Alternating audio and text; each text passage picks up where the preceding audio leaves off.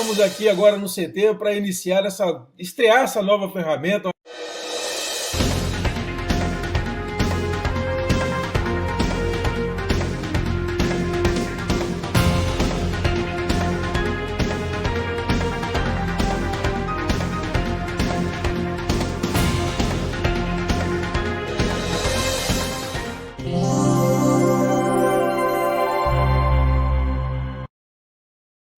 Olá, amigos, tudo bem com vocês? Estamos de volta aqui com a nossa entrevista à distância e vamos falar de Covid novamente, falar sobre o outro aspecto da doença, que é a questão fiscal. E sobre essa questão fiscal, nós estamos trazendo o presidente da Comissão de Constituição e Justiça da Assembleia, o deputado estadual Ricardo Aires.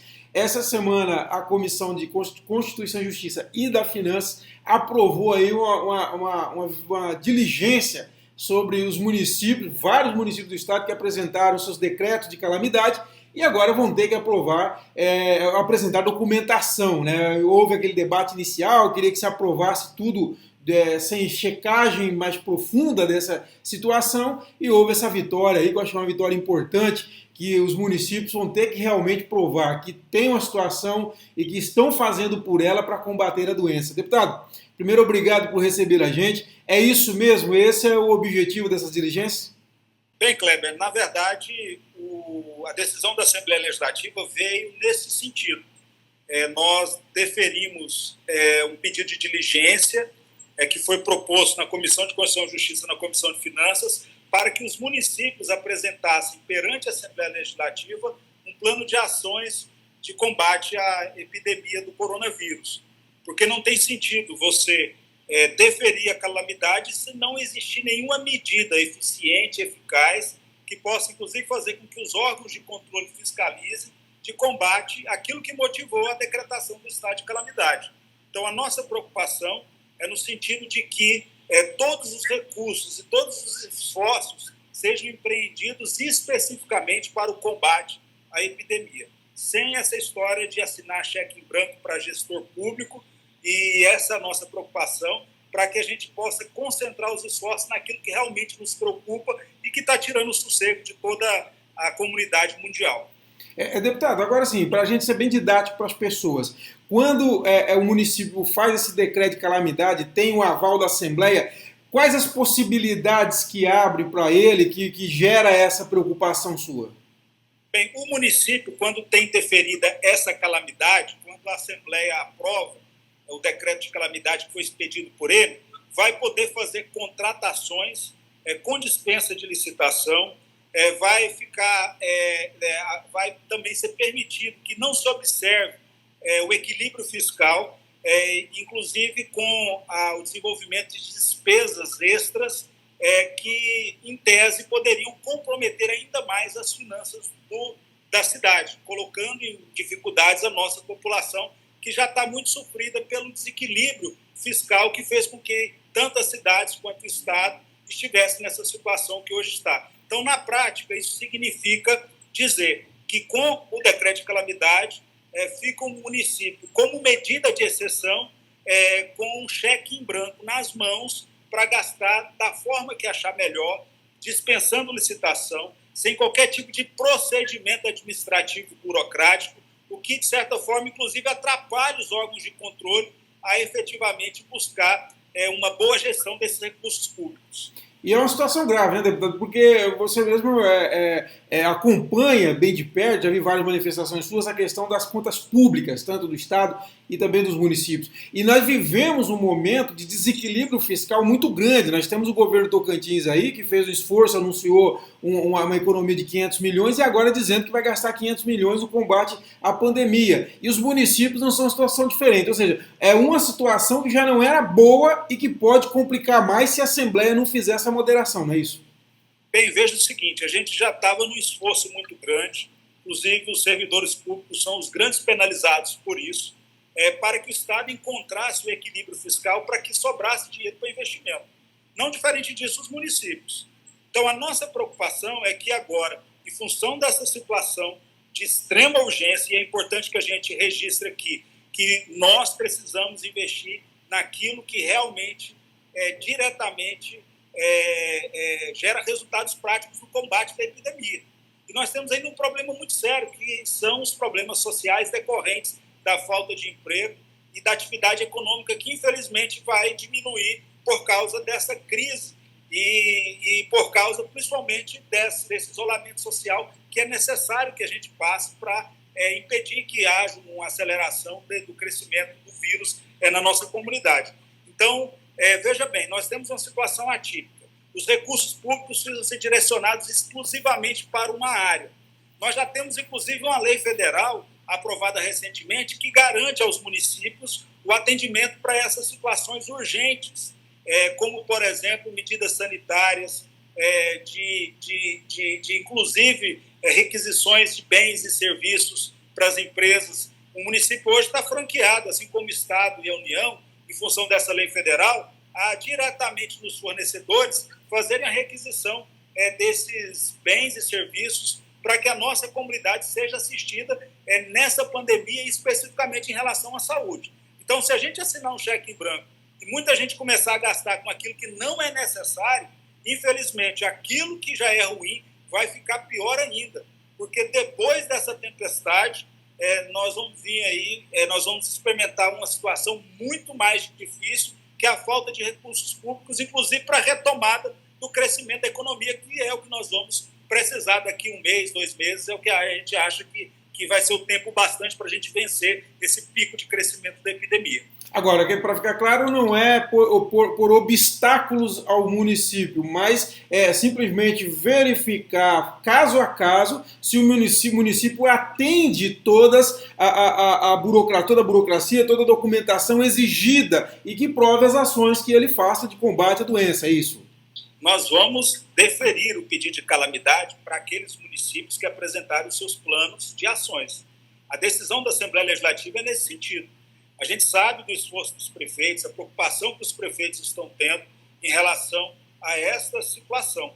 Não é o fato de o vírus estar estabelecido ou não no município que faz com que o município não se submeta a uma dificuldade, porque o isolamento social hoje já criou uma situação específica de descontrole que faz com que as cidades vivam uma situação completamente diferente do que já vinha acontecendo.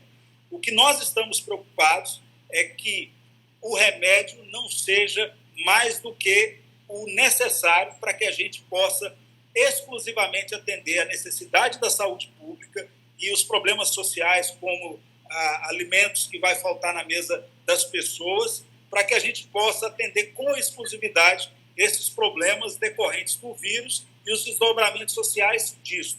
Nós estamos no ano eleitoral e a gente preocupa com eventuais abusos que venham a acontecer. E o dinheiro público que já é escasso, num momento como esse, ele precisa ser direcionado exclusivamente para atender essa necessidade e essa calamidade que nós estamos vivendo. Então, por isso que a Assembleia Legislativa deferiu essa diligência para que os municípios possam apresentar planos e as ações que vão ser desenvolvidas para a eliminação desse problema que nós estamos vivendo. O coronavírus é o nosso adversário e é isso que nós precisamos entender. O foco é exclusivamente saúde pública e os desdobramentos sociais dessa pandemia que ninguém esperava e que leva os municípios a buscarem um planejamento adequado para o enfrentamento dessa situação. Deputado, e o trâmite agora? Como que funciona? Então está aberta essa diligência, que é um prazo, imagino, para os municípios apresentarem esse plano. E aí, como que é? Isso tem um prazo? Essa semana que vem, enfim. Como que é o trâmite agora? Os municípios, inclusive, já estão entrando em contato com a Assembleia Legislativa. A gente está informando quais são os documentos necessários para que sejam atendida a instrução normativa do Ministério do Desenvolvimento Regional, que é o órgão que organiza a forma de decretação do estado de calamidade. Esses municípios não têm prazo adequado para que apresente, mas claro que a urgência vai fazer com que eles façam o mais rápido possível, e a Assembleia Legislativa está pronta para apreciar. O presidente Toim e todos os deputados estaduais, o mais breve possível, farão a apreciação dessas matérias que é de absoluto interesse da nossa comunidade. Mas é importante aqui fazer um registro, Kleber. Muita gente tem perguntado, mas como é que o município vai fazer com aquilo que já realizou de dispensa de licitação ou de eventual contratação sem procedimentos administrativos burocráticos que são normais e naturais. Ora, já existe uma lei federal que está valendo a partir de fevereiro desse ano, que, em função da epidemia, já franqueou aos municípios a condição de promoverem dispensa de licitação, de, inclusive, adotarem medidas sanitárias coercitivas, como, por exemplo, investigações clínicas compulsórias, para que possam fazer esse enfrentamento. Inclusive, recentemente, até o Supremo Tribunal Federal, numa ADIM originária do Distrito Federal, decidiu que, no caso da Lei de Responsabilidade Fiscal, ficam flexibilizados alguns artigos para que os municípios possam ampliar os orçamentos, os programas existentes na área de saúde para enfrentar este problema. Então, já existe uma normativa federal que garante aos municípios, assim como os estados e a própria União, o enfrentamento dessa epidemia. A calamidade ela é necessária para aprimorar aquilo que já está estabelecido por uma lei federal. Mas nós não podemos fazer da calamidade uma regra. Ela é uma exceção, porque nós não podemos desviar do propósito, que é o combate a esse grande problema que nós estamos vivendo, que é o problema do coronavírus. Cheque em branco para ninguém. A Assembleia não quer para si, o Poder Executivo Estadual não pode também tê-lo para si, e também os nossos municípios. Com o plano de ação aprovado, todo mundo vai poder fiscalizar. A Câmara Municipal, a sociedade, o Tribunal de Contas, inclusive quando for julgar as contas dos gestores, vai ter a condição de apreciar se aquele plano de ação foi efetivamente cumprido e se os recursos aplicados naquele município foram direcionados de forma a cumprir o que foi estabelecido. Então vai ser bom para todo mundo, principalmente para os prefeitos, que vão garantir aí um final de gestão idôneo, sem macular as suas contas, e a nossa sociedade, que vai ver os seus recursos bem aplicados. Essa é a nossa preocupação também nesse momento. Tá certo, então, muito bom, excelente iniciativa, realmente, eu até escrevi sobre isso, era um absurdo entregar em cheque em branco para todo mundo, então a Assembleia está de parabéns, eu acho que foi uma iniciativa louvável, acertadíssima medida, é o momento que nós temos que salvar a vida, isso é prioridade. Conversava com o Dr. André, conselheiro, e ele falava isso, quer dizer, olha, se for precisar torrar tudo para salvar a vida, nós vamos. Agora, nós não podemos fazer isso se não for necessário. Nós a vida continua depois da pandemia, se Deus quiser vai continuar. Deputado, obrigado por receber a gente, por dar essas explicações. Eu que agradeço, Kleber. Eu quero parabenizá-lo por esse momento, aproveitar a data de hoje, que é o dia do jornalista, para cumprimentá-lo e também todos os profissionais da saúde. Aliás, os profissionais da saúde que estão salvando vidas e agora os jornalistas que informam sobre os problemas que nós estamos enfrentando nessa pandemia são os grandes coadjuvantes desse processo e têm ajudado a nossa sociedade a sofrer menos as consequências desse vírus. A gente, como deputado, tem feito nosso trabalho. Todos juntos, a Assembleia, à unanimidade, decidiu por essas diligências, aprovou a calamidade de Palmas, porque já tinha apresentado a documentação necessária, e nós já temos casos na nossa capital, assim como em Araguaína, o que fez com que a gente apressasse esse processo, né? E a gente não está fazendo mais que a nossa obrigação. Primeiro, salvar vidas. Todos os esforços vão e devam ser nesse sentido.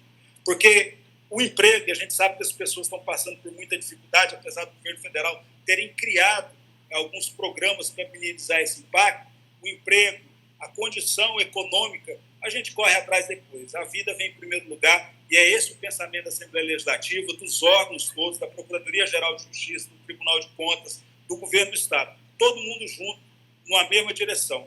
Junto já é difícil. Imagine se cada um estivesse puxando por um lado. Certamente seria mais complicado para nós vencermos esses obstáculos. Muito obrigado. Tá certo, então, aí você ouviu as explicações do deputado Ricardo Ades, que é o presidente da Comissão de Constituição e Justiça, e que aprovou essa semana, então, essa comissão, junto com a Comissão de Finanças, diligência aí para que os municípios apresentem seus planos de contenção para impedir o avanço aí da Covid-19. E nós voltamos a qualquer momento com outra importante personalidade da política e do estado do Tocantins. Um abraço a todos e até lá.